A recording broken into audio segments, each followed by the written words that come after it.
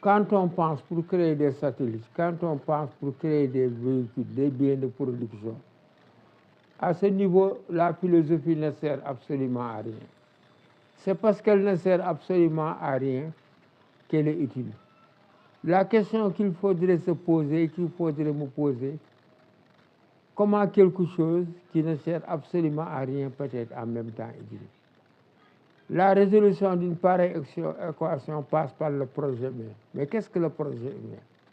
L'homme a un projet, c'est de fuir l'animalité. Quand l'homme mange, boit, dort, il fait ce qu'on appelle la reproduction de la vie. Il n'est pas loin de l'animal. Et quand tu lui dis que vous êtes un animal, il va se fâcher. Donc, c'est au-delà de la reproduction de la vie qu'il faudrait régler cette problématique philosophique.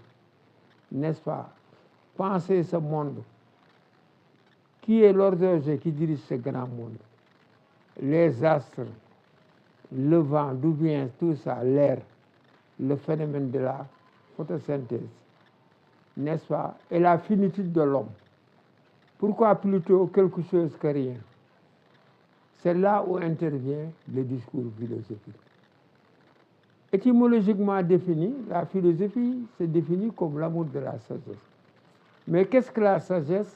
Et plus particulièrement, quel qu'est être sage? À Descartes de répondre, la sagesse est une direction de l'esprit envers deux vecteurs, à savoir le vrai et le bien. Le vrai est l'ordre pratique de la vie par rapport au faux qui est un désordre.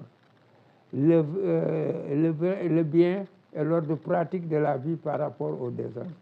Le vrai est l'ordre théorique de la vie par rapport au faux qui est un désordre.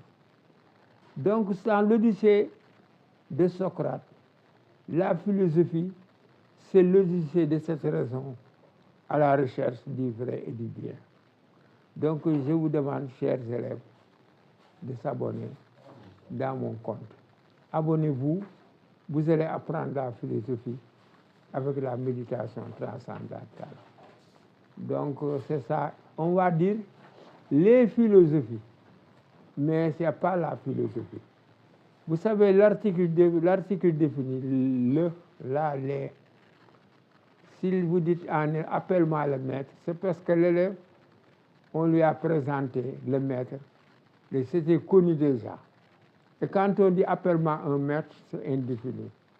Voilà, touchez le cœur, abonnez-vous dans mon compte et je continue.